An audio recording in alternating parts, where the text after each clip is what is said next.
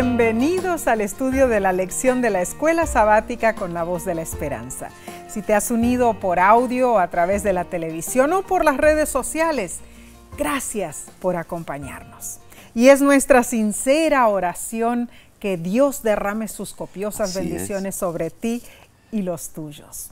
Esta semana deseamos saludar con mucho aprecio a nuestros hermanos y hermanas de Nicaragua. La tierra de Nicaragua. Claro que sí, la tierra de lagos y volcanes, el país más grande de Centroamérica. Cuando visitamos Nicaragua, ¿te acuerdas, Omar? Nos sentimos bienvenidos, bienvenidos por su gente cálida y amable. De nuestra parte, les extendemos a través de la distancia un caluroso abrazo. Les amamos en el Señor. Bien. La lección número 12 de este trimestre para el 17 de septiembre se titula Morir como una semilla. Pon tu comentario allí, ¿qué es lo que tú piensas? Este título trae a relucir una intriga, no sé por qué. Esta lección nos enseñará que la semilla seca de nuestra vida, con su falta de crecimiento y aparentemente sin vida, deberá ser plantada, regada y deberá yacer en el lodo por un tiempo. Solo entonces la nueva vida surgirá y podremos brotar y crecer hasta convertirnos en una planta productiva llena de vigor. Amén. Pero antes que nada, pidamos sabiduría del cielo para entender este estudio. Claro que sí. Oremos. Padre que moras en los cielos, sabemos que nosotros dependemos de ti para el crecimiento espiritual. Necesitamos ser nutridos por tu Hijo amado Cristo Jesús. Y ahora te encomendamos nosotros nuestras vidas, que todo lo que digamos y hagamos sea para honra y gloria tuya. Ayúdanos a entender los mensajes que tienes para nosotros. Y esto lo pedimos en el santo nombre de Cristo Jesús. Amén. Amén. El texto de esta semana se encuentra en Juan, capítulo 12, versículo 24.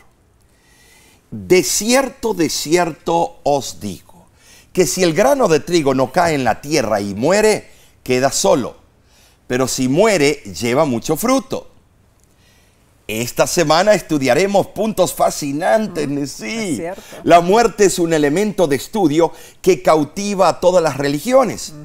El cristianismo bíblico, la muerte tiene dos connotaciones. ¿Sabes? Por un lado, la muerte es el resultado y el castigo por el pecado. Pero por el otro lado, nuestra vida con Dios comienza con la muerte. La muerte al pecado en el bautismo. Solo cuando experimentamos esa muerte al pecado, podremos disfrutar plenamente de la vida en Cristo Jesús. Amén. La muerte al pecado nos lleva a vencer y a confrontar el resultado de pecar. Claro que sí. Pero nosotros, todos estos eventos solo podemos entenderlos cuando son posibles debido al sacrificio de Cristo por nosotros. Solo por medio de Él, su sangre vicaria, como Él dio todo en la cruz por ti y por mí, por ustedes también. Claro que sí. La analogía de la semilla de trigo que Jesús usó en su enseñanza nos trae lecciones muy prácticas. Veamos. Una semilla de trigo colocada en la tierra muere como grano de trigo, pero su vida no es destruida. O sea, hay en esa semilla un germen de vida que no se arruina con su disolución. Y lo fascinante es que en el crecimiento de la nueva planta, esa semilla se convierte en muchas semillas. Ahora, una multiplicación tal no ocurre si la semilla no es arrojada en tierra primeramente. Tal fue el caso del ministerio de nuestro Salvador Jesús. Si Él hubiera elegido no morir por la raza humana, habríamos perecido y no habría habido una cosecha de almas para el reino eterno. Entonces, mediante su muerte, Jesús proporcionó vida a todos los que perseveramos en tener fe en Él. La muerte del grano de trigo ejemplifica nuestra sumisión a la voluntad de Dios. Primero está la caída. El grano que cae del tallo del trigo no tiene control sobre dónde o cómo cae al suelo, ni tiene control sobre el suelo que lo rodea y luego lo presiona. En segundo lugar, está la espera. Como el núcleo, el germen de la semilla, se encuentra enterrado en la tierra, no sabe lo que le depara el futuro. Sí. Ese grano en sí no puede imaginar cómo será la vida en el futuro, claro, porque es solo un grano de trigo latente, claro, esperando escondido en la oscuridad de la tierra. Y en tercer lugar está la muerte. El germen no puede convertirse en espiga de trigo a menos que renuncie a su caja fuerte. Y esta es una situación incómoda para la semilla o esa semilla.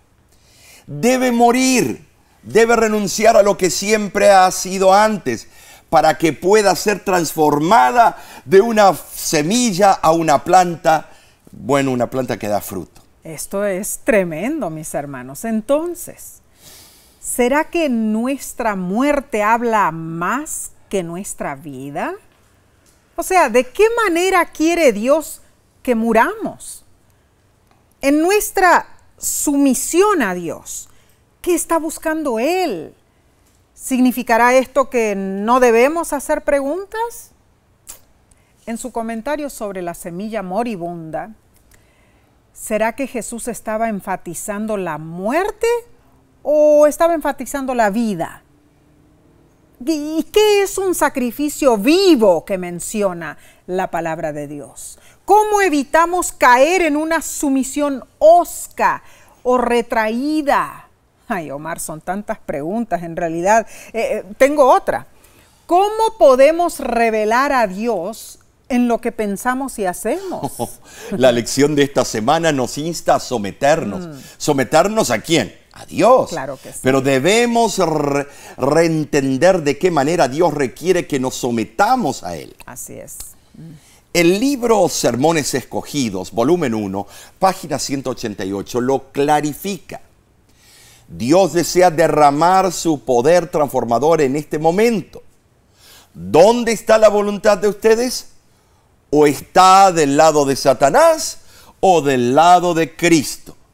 Ahora depende de ustedes. ¿Someterán hoy su voluntad a Cristo? En ello consiste un nuevo corazón. Es la nueva voluntad, una nueva forma de pensar. Entonces, comencemos el cambio ahora mismo. Amén y amén. Qué hermosa cita, tremenda.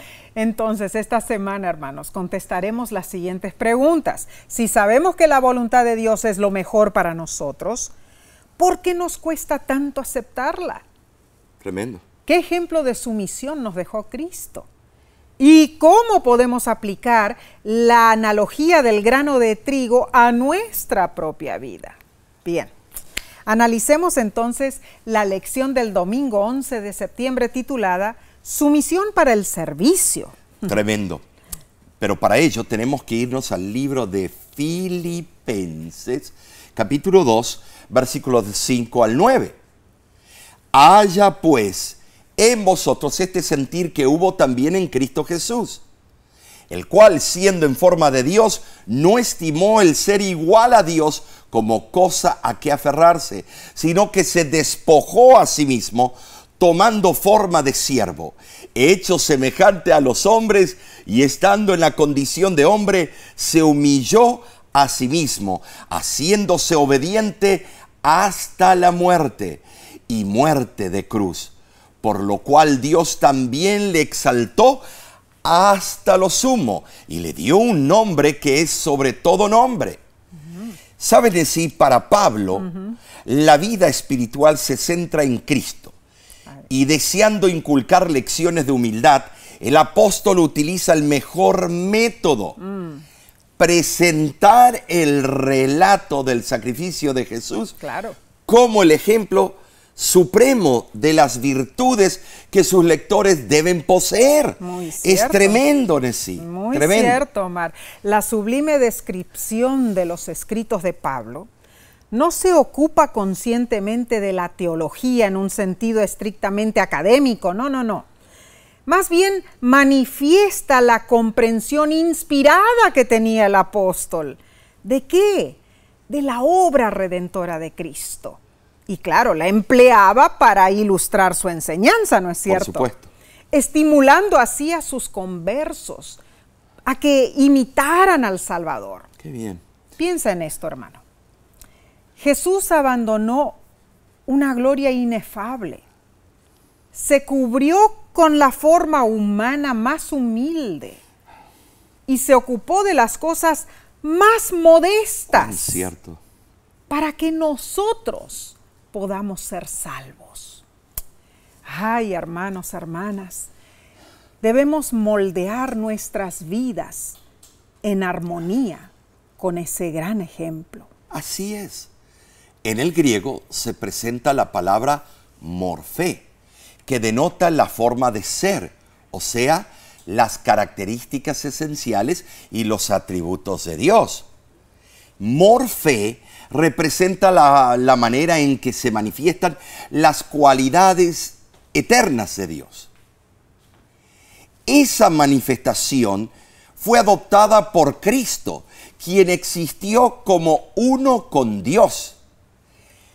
Pablo destaca y describe vívidamente las profundidades de la humillación voluntaria de Cristo, poniendo a Jesús en igualdad con el Padre Celestial y por encima de cualquier otro poder.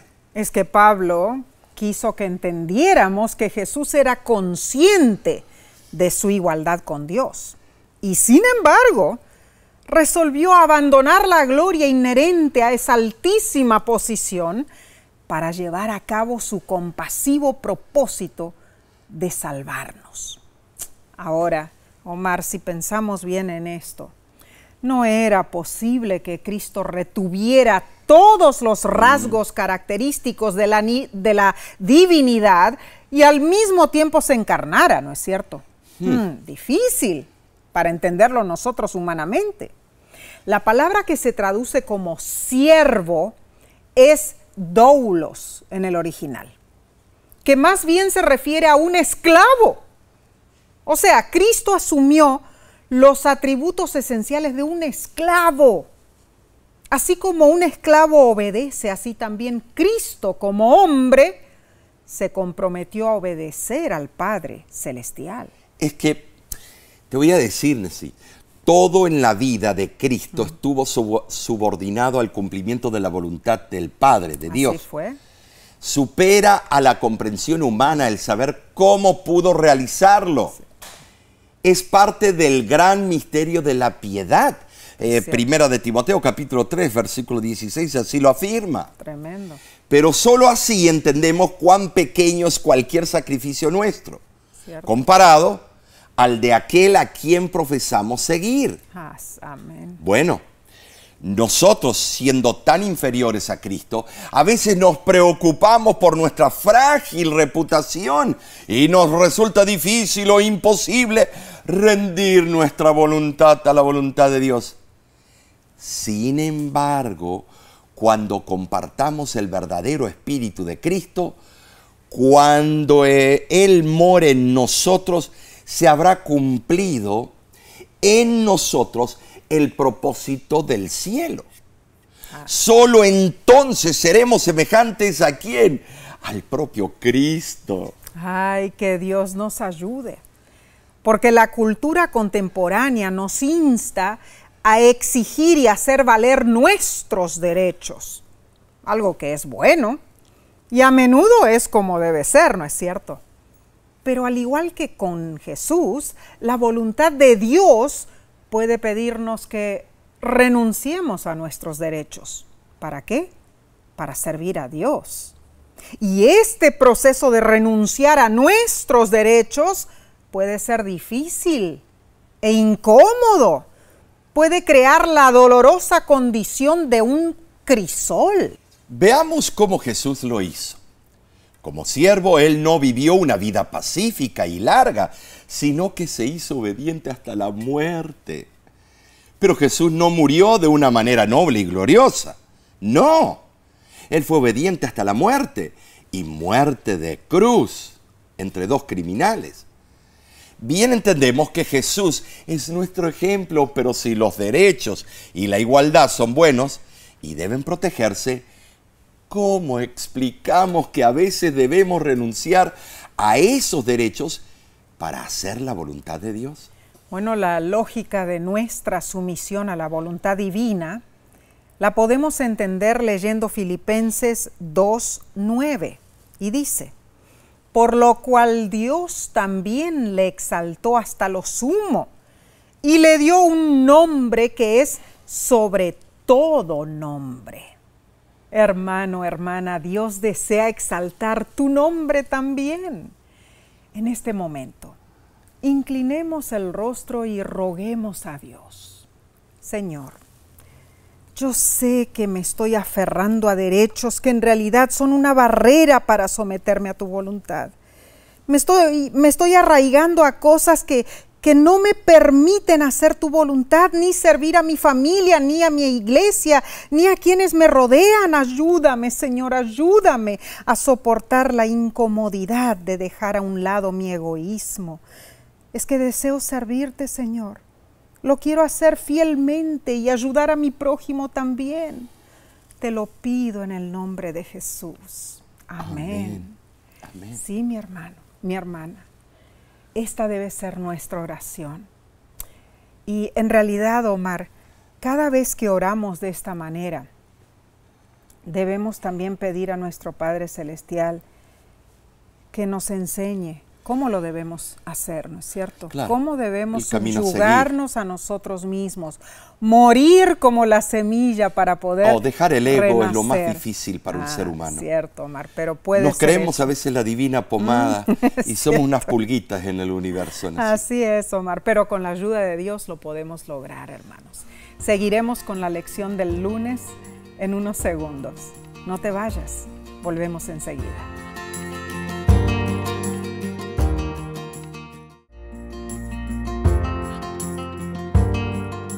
Somos privilegiados al estudiar juntos la palabra de Dios. Sigamos indagando y profundizando este tópico. Pasemos a la parte del lunes 12 de septiembre titulada Morir está antes que conocer la voluntad de Dios. Bueno, sí, millones de personas dicen, si yo pudiera saber la voluntad de Dios para mi vida, sacrificaría todo por Él. Muchos dicen de la boca eso. para afuera, por supuesto. Leamos Romanos 12, 1 al 2. Y dice lo siguiente, mira lo que dice. Así que, hermanos, os ruego por las misericordias de Dios que presentéis vuestros cuerpos en sacrificio vivo, santo, agradable a Dios, que es vuestro culto racional.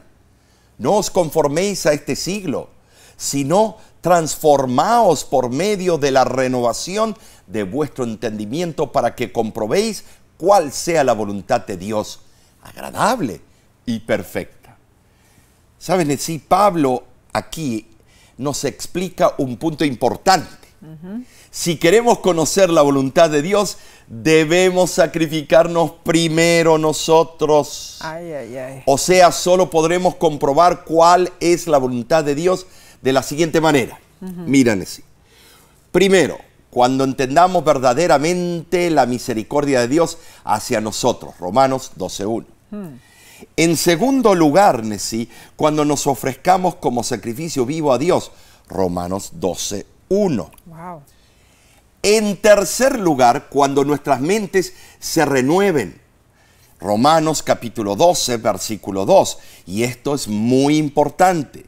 Un punto que debe abrir nuestro entendimiento. Bueno, más claro imposible. Ahora, Romanos 12 del 1 al 2 nos abre el entendimiento. Es que no somos pedazos de carne muerta. Dice que somos sacrificios vivos. Dios requiere nuestro pensamiento consciente. ¿Por qué? Porque Él valora nuestra libertad, nuestra individualidad. Dios desea que tengamos vidas maravillosas, pero Él sabe que con nuestra inclinación hacia el mal necesitamos la sanidad que solo Él puede proporcionar. Dios no desea la sumisión hosca de un rebelde, hermanos. Él añora la amorosa entrega individual de sus hijos. Solo con nuestro alegre y voluntario permiso, Dios puede ayudarnos, sanarnos y salvarnos. Amén. Y cuando eso sucede, nos gozaremos en Él con una mente renovada y finalmente podremos comprender la voluntad de Dios. Pero esa renovación depende de que muramos al yo. Sucede que cuando hay áreas de nuestra vida que aún no están completamente muertas al yo, vienen los momentos en los cuales Dios permite que los crisoles llamen nuestra atención. Ay, hermanos, cuánto necesitamos rogar a Dios para que su Santo Espíritu nos muestre esas áreas en las que no hemos muerto completamente al yo. Bueno, Omar, decimos a los hermanos aquí, ¿no es cierto? Sí. Pero tú y yo, bueno, yo creo que cada uno de ustedes también, estoy segurísima, todos nosotros necesitamos en realidad cambiar, dejar muchas cosas para llegar a ser un sacrificio vivo para Dios. Es que ser un sacrificio vivo, sabes, Nesí, esto me hace recordar cuando nuestros hijos estaban pequeños. No sé si te acuerdas, Neidín tenía sus 8 años de edad, Okay. y Derek 6. Vivíamos en Tucson, Arizona. Tú estabas en una clase en la universidad. Okay. Y yo andaba podando la rama de un árbol en nuestra casa cuando se rompió la hoja de la sierra eléctrica. Rápidamente les pedí a los niños que se alistaran porque tenía que ir a la ferretería a comprar un repuesto.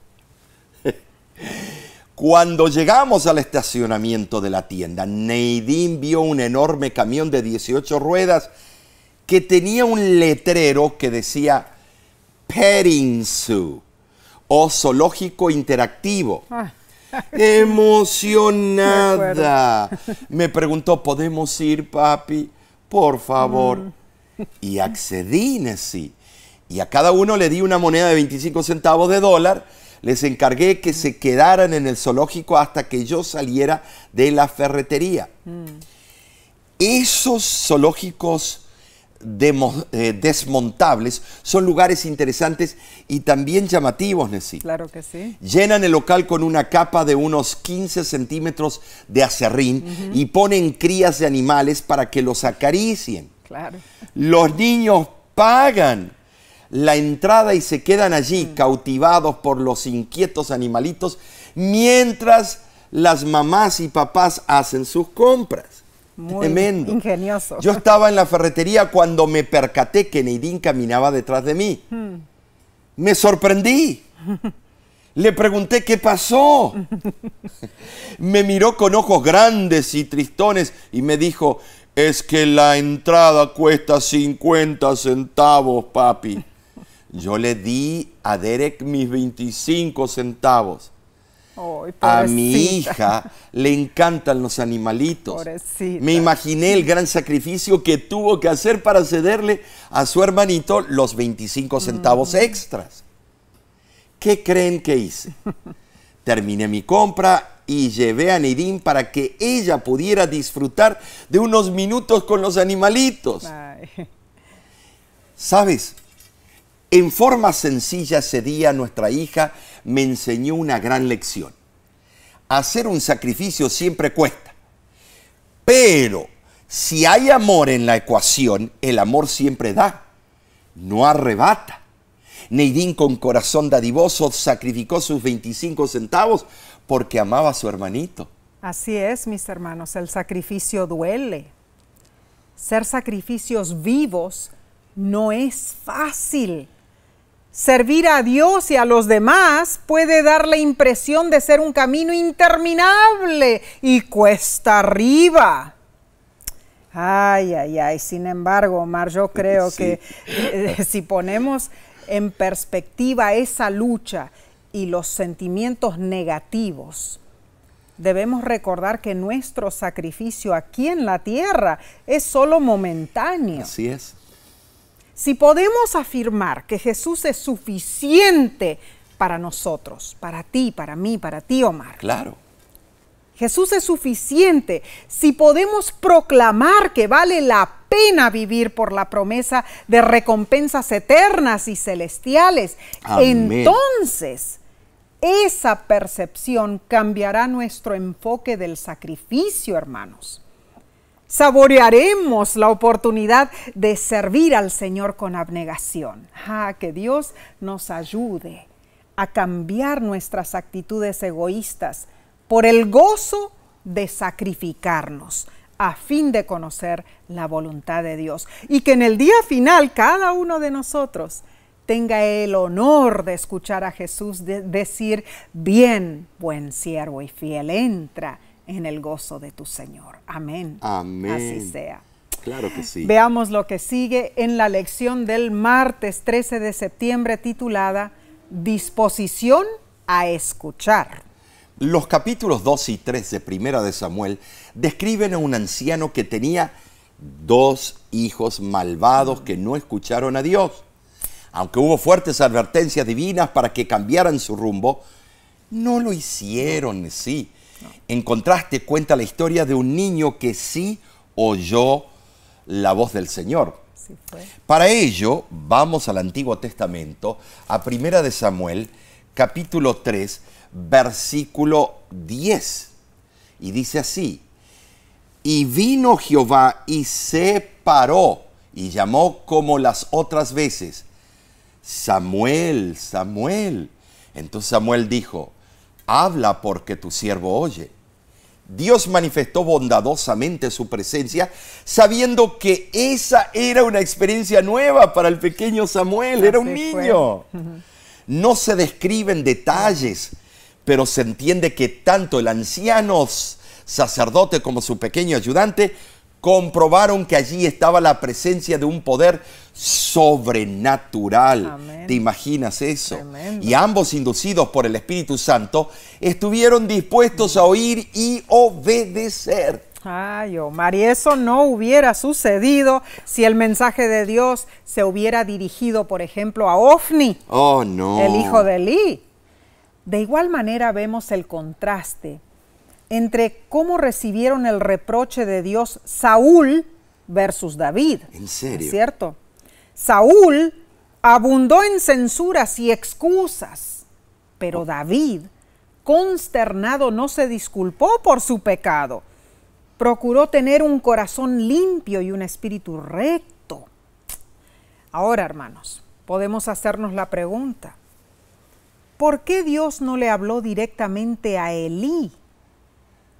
Este sacerdote, aunque sus hijos fueron rebeldes, parecía ser un hombre sincero y humilde, ¿no? Pero recordemos que había ocurrido un cortocircuito, sí, una interrupción en la comunicación entre el cielo y el profeta. Es que Dios ya no se comunicaba más con Elí, ni con sus hijos. Tremendo esto. El autor de la lección comenta lo siguiente: los hijos de Elí tenían otros móviles en mente más allá de las cosas de Dios. No estaban listos para someter sus vidas a la voluntad del Señor. ¡Qué contraste con el joven Samuel! El predicador Charles Stanley describe cuán esencial es escuchar la voz de Dios. A esto él lo llama cambiar de aceleración a punto neutro. Él dice: el Espíritu Santo no habla por el bien de transmitir información. Habla para obtener una respuesta, una reacción. Y Él sabe cuando nuestra agenda ocupa gran parte de nuestra atención. En esas circunstancias a menudo guarda silencio. Él espera que estemos en un punto suficientemente neutro para escuchar y eventualmente obedecer. Te pregunto, mi hermano, mi hermana, ¿qué crees que quiso decir ese autor con estar en un punto suficientemente neutro? La lección te pregunta, cuando piensas en tu entrega a Dios, ¿qué cosas te impiden estar lo suficientemente neutro para escuchar y eventualmente obedecer? ¿Qué necesitas hacer en tu vida para cultivar la capacidad de aceptar la voz de Dios y a decidir ser obediente a su dirección? Omar, estas preguntas en realidad tremendas debieran y profundas. Debieran hacer recapacitar nuestras prioridades, ¿no es cierto? Ver qué es lo más importante. Y la escala de valores que tengamos. Claro, claro que sí. La historia de Samuel es más que simplemente oír. Muy cierto. Es más que un acto auditivo de registrar las palabras de alguien. Claro que sí. ¿Sabes? Se trata de obedecer lo que oímos. Amén. A lo que oímos. El nombre de Samuel significa oído por Dios. Así es. Tremendo, todo relacionado, todo encaja. Dios había oído la oración de su madre, Ana, y fue misericordioso con ella. Una mujer de Dios, piadosa, virtuosa. Y el pequeño Samuel oyó y obedeció a Dios. Y es interesante que cuando Samuel al principio no conoció la voz de Dios, Elí le aseguró la identidad del que le hablaba. Interesante. Elí le dijo, si te llamare, dirás, habla Jehová, porque tu siervo oye. Primera de Samuel 3:9. Hermoso. Bueno, de hecho, el resto del libro de Samuel, y puedo decir toda la Biblia, se trata de oír y obedecer. Oír y obedecer. O se trata de la falta de obediencia.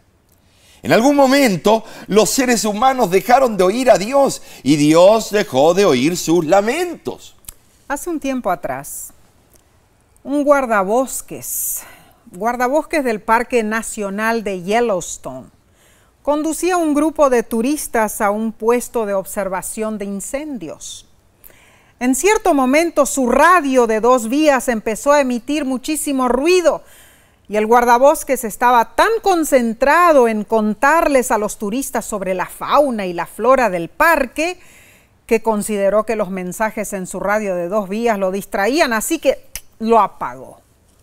Cuando el grupo se acercaba a la torre de observación, un vigía corriendo los alcanzó casi sin aliento y le preguntó al guardabosques por qué no había respondido a los mensajes en su radio. Había un oso pardo acechando al grupo de turistas y las autoridades querían advertirle a través de la radio. Ese guardabosques puso en peligro a todo el grupo al desconectar su radio, hermano, hermana.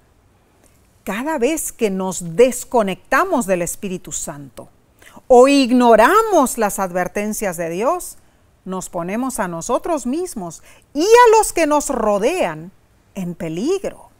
Para mí esta historia fue una historia muy importante, con una gran lección. El gran problema en nuestras vidas es que nos oímos los unos a los otros, oímos a Dios a través de su revelación, pero fallamos en tomar sus palabras en serio y obedecerlas. Te pregunto, ¿cómo puedes oír mejor a los miembros de tu familia? ¿Cómo puedes oír con atención y obedecer mejor a Dios? Estas son preguntas serias, mis hermanos, porque en realidad hacen parte de nuestro diario vivir. Oír a los que nos rodean y oír también a nuestro Padre Celestial, a Dios que está en los cielos. Omar, en realidad tenemos que meditar mucho en esto y pensar en qué formas podemos mejorar significativamente nuestra manera de oír lo que Dios quiere decirnos. Estar en sintonía. Muy importante lo que dijiste, Omar. estar en sintonía con nuestro Padre Celestial. Y para que eso ocurra, tenemos que estar en comunión constante con Él. Claro, el momento es como tú dijiste, si apagamos el teléfono, la línea telefónica con el cielo, no oramos o por lo menos charlamos, hablamos con el Señor, Claro. quiere decir que estamos mal. Así es. Estamos mal, hay una desconexión y se ha cortado el cordón umbilical con el cielo. Y eso fue lo que le pasó a Elí. A y a sus Elí dos eso es lo hijos. que le pasó. Así que- y hubo graves consecuencias. Claro que sí, claro que sí. Porque ahí creo que termina una línea sacerdotal. Wow, tremendo eso, Omar. Las consecuencias de no oír la palabra de Dios, de no hacer su voluntad. Bien, estos temas están interesantísimos. Continuaremos con la lección del miércoles en unos instantes. Volvemos enseguida.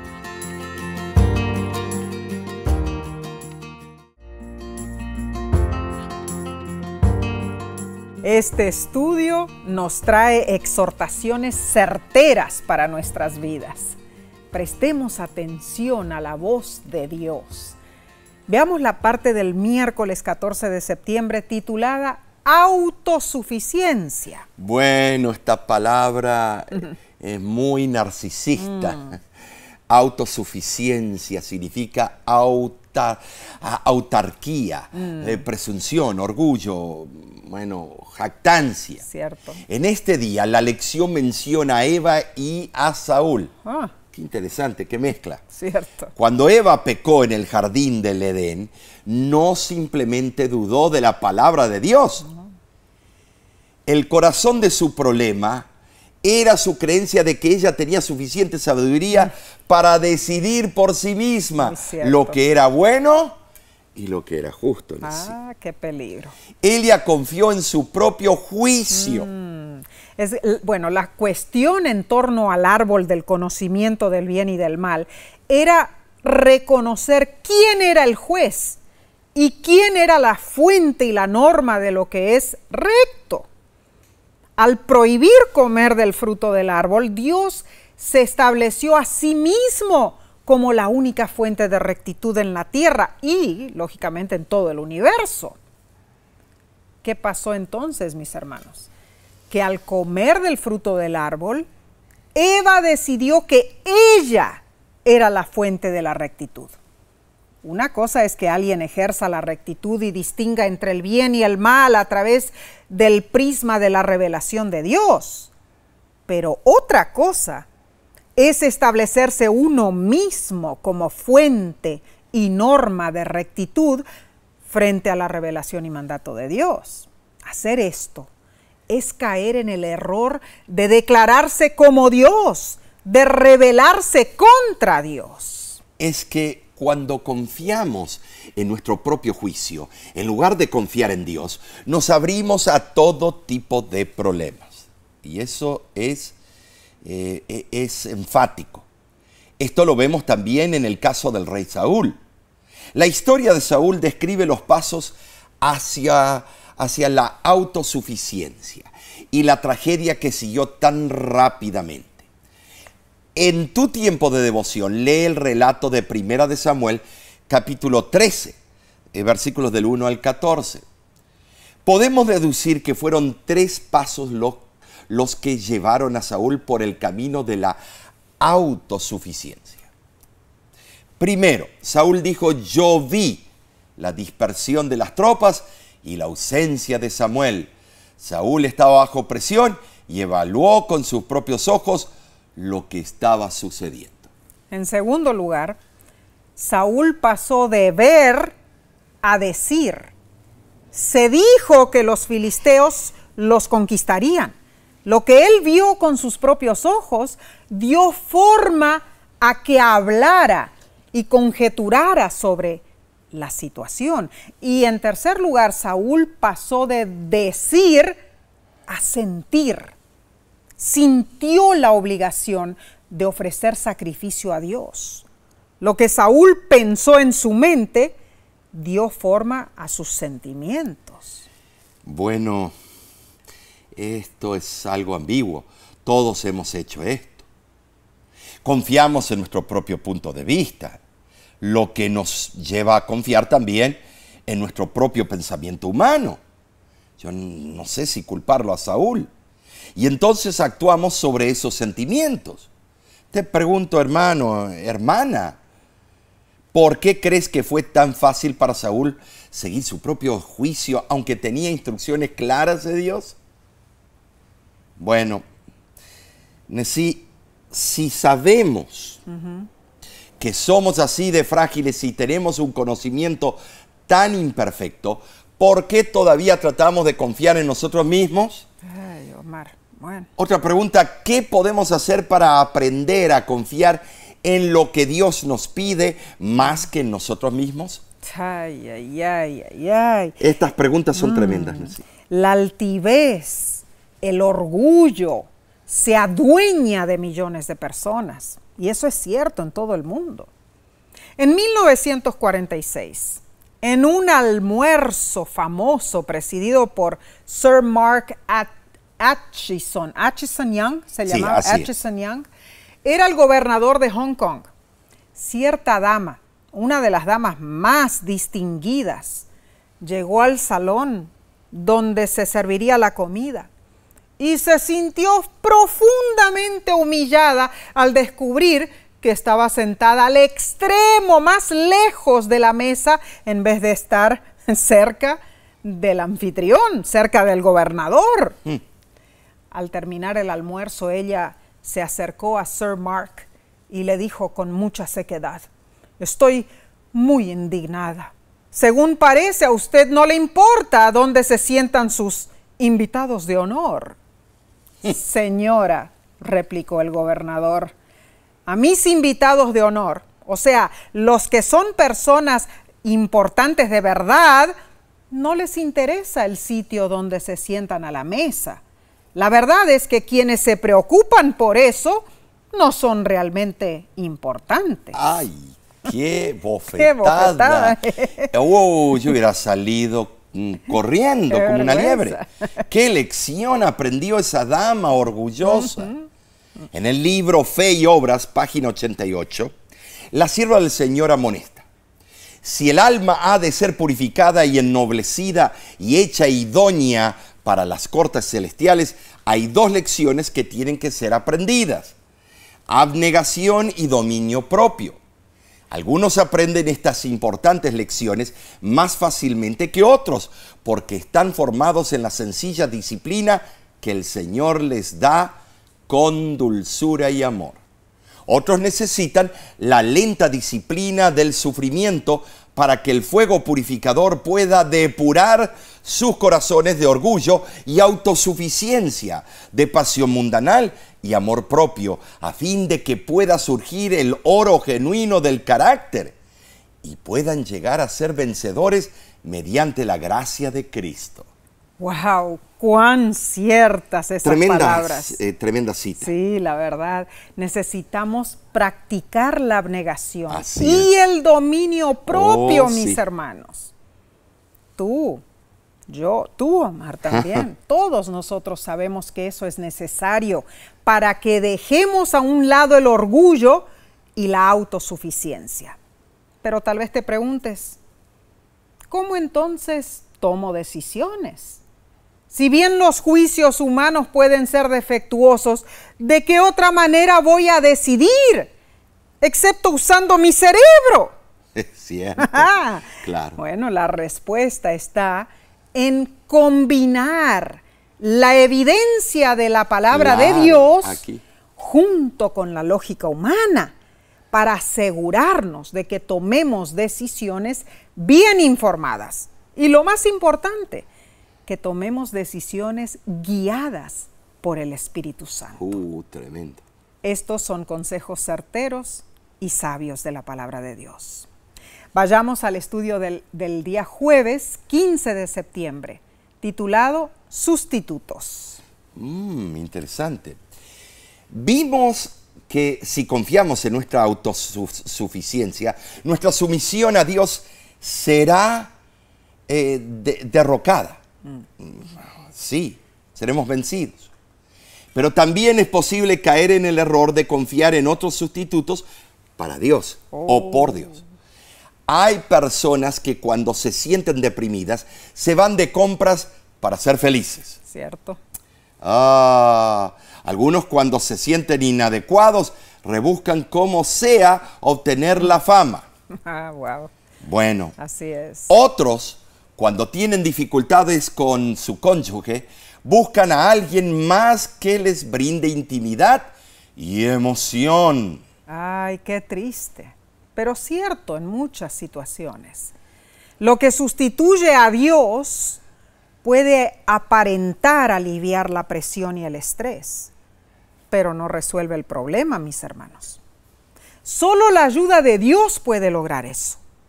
Sucede que a veces dependemos de los sustitutos de Dios en lugar de depender de Dios. El autor de la lección presenta 3 sustitutos de Dios en nuestras vidas. Ay, ¿cuáles serán? Número 1, usamos nuestra lógica humana cuando en verdad necesitamos la revelación divina.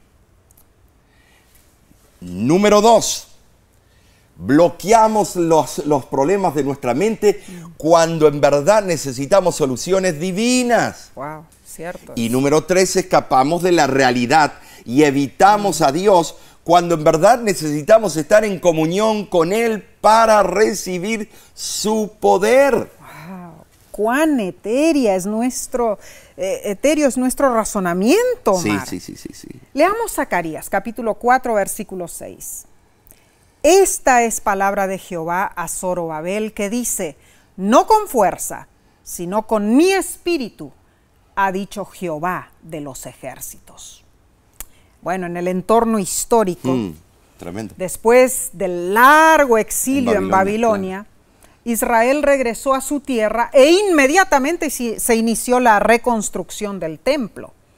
Pero había terrible oposición. Oh, tremendo. Entonces Zacarías animó a Zorobabel, quien estaba al control de ese arduo trabajo, ¿no? Tremendo. A veces no se habla mucho de ese templo, el templo de Zorobabel, y lo que él hizo.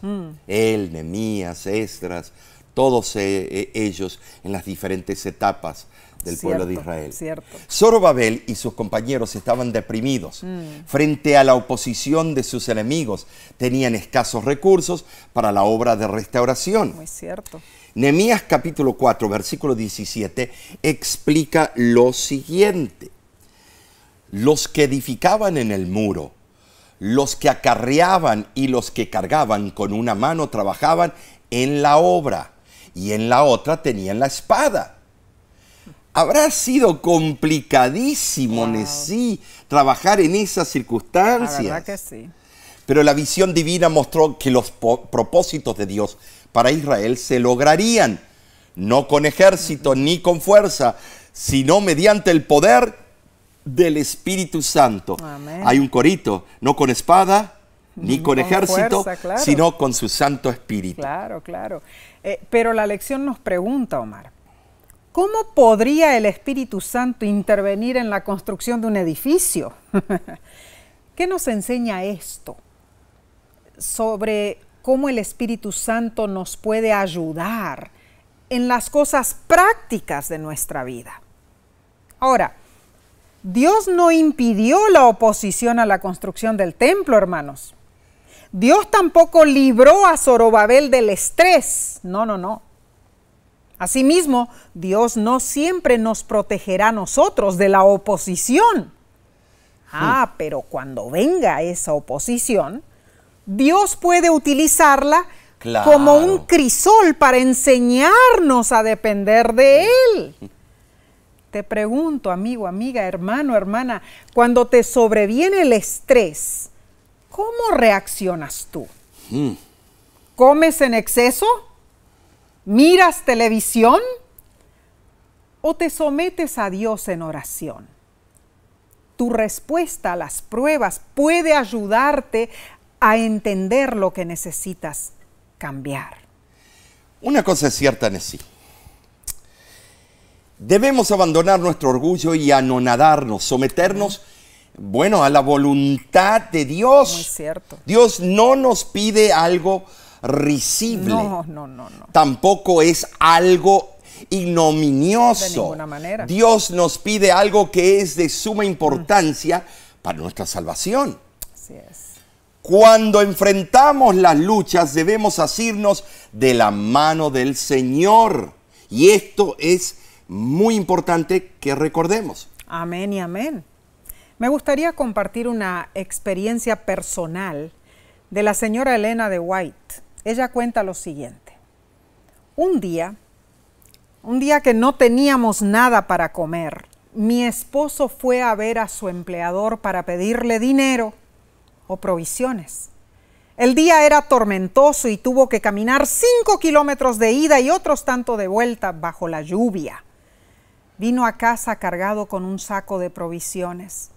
Así cruzó por el pueblo de Brunswick, donde a menudo había dado conferencias. Al verlo entrar en casa muy fatigado, sentí desfallecer. Mi primer pensamiento fue que Dios nos había desamparado. Le dije a mi esposo, ¿a esto hemos llegado? ¿Nos ha abandonado el Señor? No pude contener las lágrimas y lloré amargamente por largo rato hasta desmayarme. Oraron por mí. Pronto noté la placentera influencia del Espíritu de Dios y deploré haber cedido al desaliento. Nosotros deseamos seguir e imitar a Cristo, pero a veces desfallecemos bajo el peso de las pruebas. Los sufrimientos y las pruebas nos acercan a Jesús. El crisol consume las escorias y abrillanta el oro. Omar. Tremenda estas notas biográficas, sí. Es cierto, esta cita nos habla al corazón del desánimo, hermanos, y nos da una nueva perspectiva. Amén y amén, sí. Bueno, hemos llegado, sí, al final de esta semana. Nos hemos llenado del poder del Espíritu Santo. Gloria a Dios. Alabado sea el nombre de Dios. Amén. Recapitulemos los 2 puntos principales del estudio. Primero, nuestra muerte al pecado permite que el Espíritu Santo more en nuestro corazón para implementar la transformación de nuestro carácter a la imagen de Jesucristo y para capacitarnos a hacer sacrificios vivos y obedientes a Dios. Amén. Número 2, si no morimos al pecado, corremos el peligro de vivir en egocentrismo y autosuficiencia. El pecado lleva a la muerte eterna. Así es.